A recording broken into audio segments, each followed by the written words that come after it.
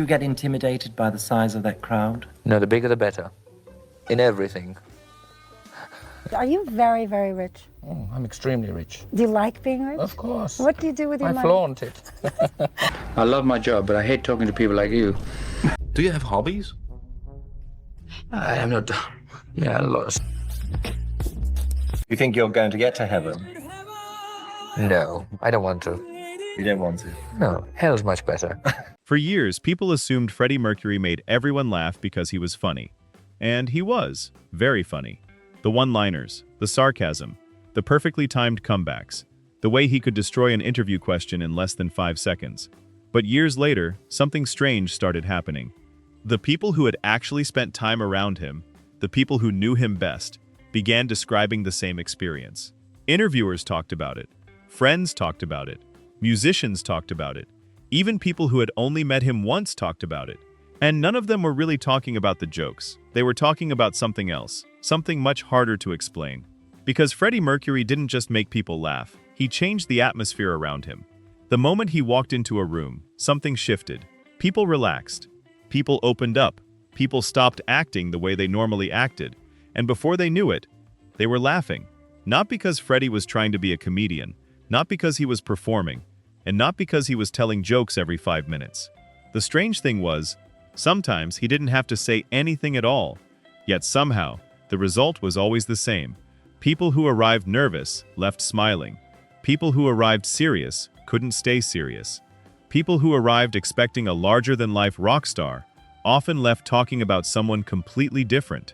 Someone playful, someone unpredictable, someone impossible to categorize. And that's what makes this story so fascinating. Because the more footage you watch, the more interviews you hear, and the more stories you uncover, the harder it becomes to explain what Freddie Mercury actually did to people. But those who experienced it firsthand kept coming back to the same conclusion. There was something about him. Something that had nothing to do with fame, nothing to do with success, nothing to do with being the lead singer of Queen. And once you notice it, you start seeing it everywhere.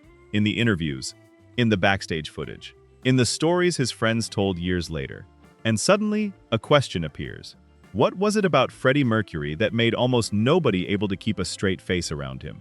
And more importantly, why did so many people remember that long after everything else?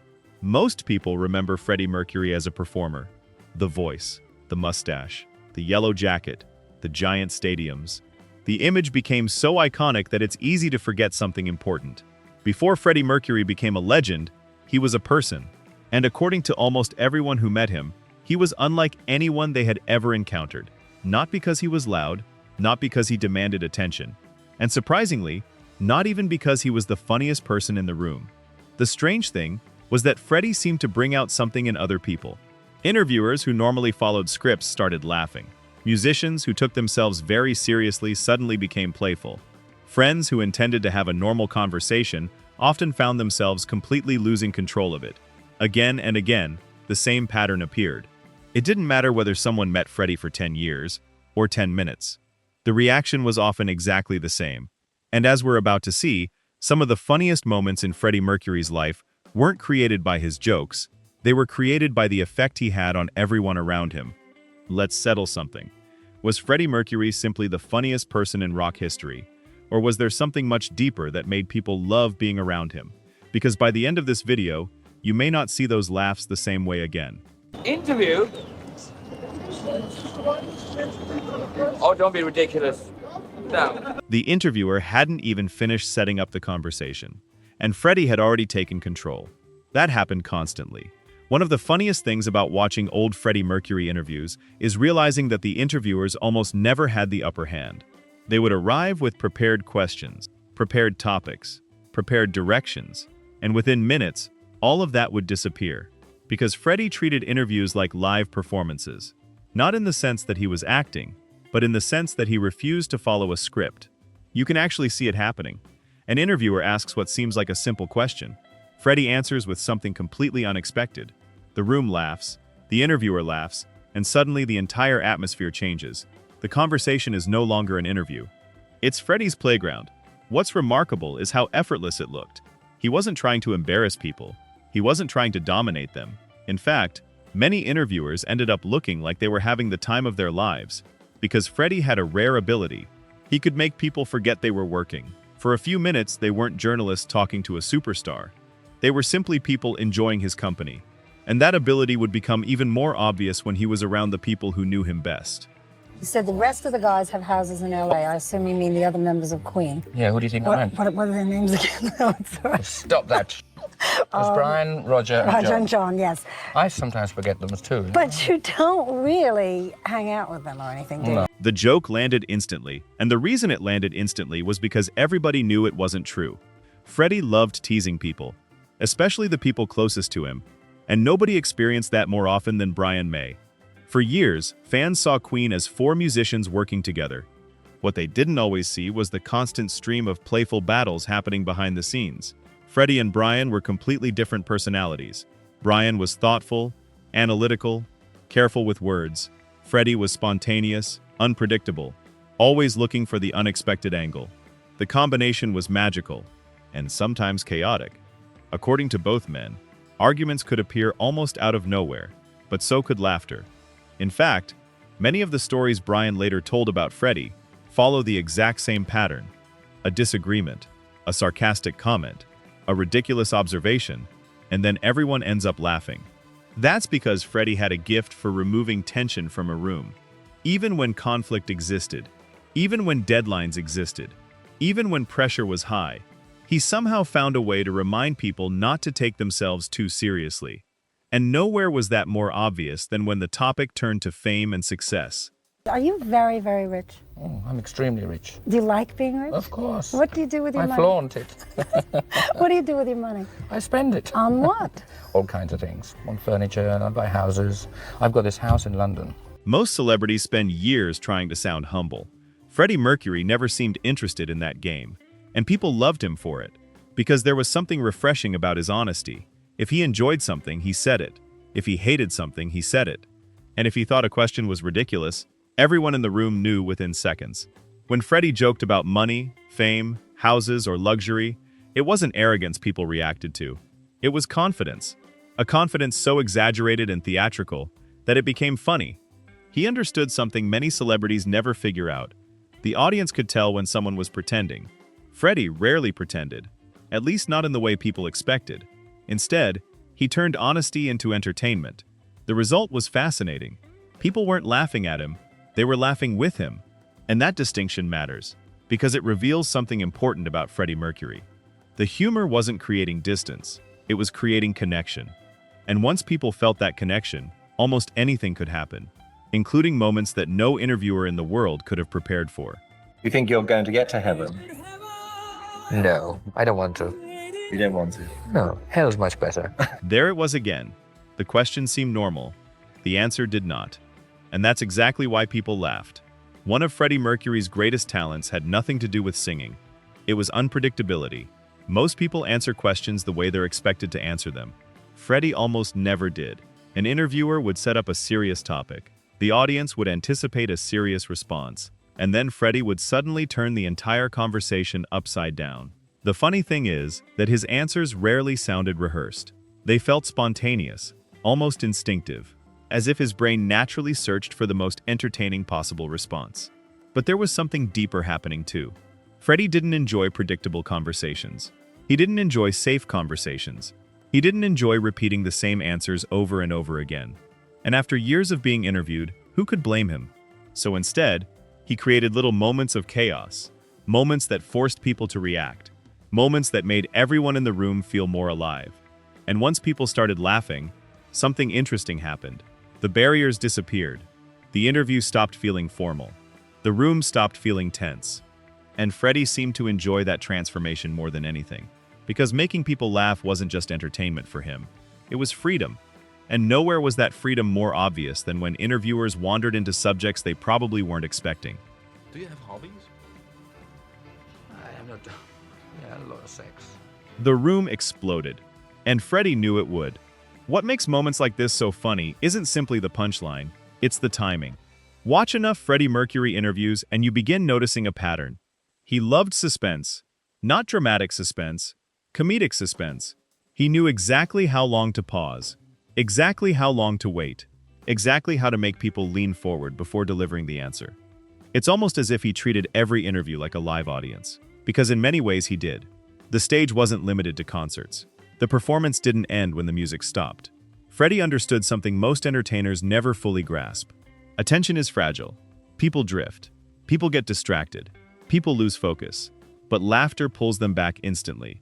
And Freddie was a master of that. What's remarkable is how often the interviewer became part of the joke. Not in a cruel way. Not in a humiliating way. But in a way that made everyone feel included. The audience laughed. The interviewer laughed. Freddie laughed. And suddenly a simple question became a memorable moment. Years later, people still replay those interviews. Not because of the questions, because of Freddie's answers. And perhaps the most revealing thing of all is that he behaved exactly the same way with the people closest to him. We still fight like kids. Every time I'm in the same room with Brian, within 5 minutes we sort of Sparks fly. start, yeah. I haven't hit him yet. But there's still Just time. thinking. For years, fans imagined Queen as four legendary musicians creating timeless music together. And they were. But according to the people who lived it, there was another side to Queen that the public rarely saw. They laughed. A lot. Especially when Freddie was around. The image of Queen often feels larger than life now, almost mythical. But the stories told by Brian May, Roger Taylor, John Deacon, and countless people around them paint a very different picture. A picture of four friends constantly teasing each other, constantly provoking each other, constantly finding reasons to laugh. And Freddie was usually standing at the center of it, not because he demanded attention, because he generated energy. That's the word many people eventually used. Energy. The room felt different when he entered. Conversations became louder. People became more animated. The atmosphere became lighter. And somehow Freddie managed to create that effect, whether he was speaking to a journalist, a producer, a friend, or one of the biggest rock stars in the world. But here's where the story becomes even more interesting. Because despite all the laughter, despite all the jokes, despite all the chaos, there was another side of Freddie Mercury that surprised almost everyone who worked with him. A side that appeared the moment the microphones were turned on and the real work began. Dave, what was it like to work with such an extrovert character like Freddie Mercury?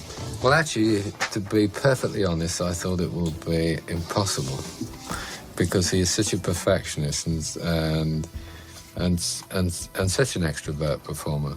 That's the moment many people never expected, because the funny Freddie, the sarcastic Freddie, the unpredictable Freddie, could disappear almost instantly. The moment serious work began, something changed, and according to the people who worked with him, the transformation was remarkable. For years, audiences saw the entertainer, the flamboyant frontman, the larger-than-life personality, the man making interviewers laugh until they lost control of the conversation. But inside the recording studio, a completely different version appeared. A version that demanded excellence. A version that noticed every detail. A version that refused to settle for good enough. Producer Dave Richards experienced it firsthand. Like many people, he initially assumed Freddie's playful personality would make recording sessions difficult. Instead, he discovered the exact opposite. Freddie wasn't distracted, he wasn't careless, and he certainly wasn't lazy. If anything, he pushed harder than almost anyone else. What amazed musicians and producers alike was how quickly he could switch modes. One moment, he was making everyone laugh. The next moment, he was analyzing a vocal take with microscopic precision. The next moment, he was asking for another take. And another. And another. Not because someone forced him to, because he genuinely cared. The jokes disappeared. The smile often disappeared. And what remained was pure focus. That's when people started realizing something important. The humor wasn't hiding a lack of seriousness. It was hiding extraordinary discipline.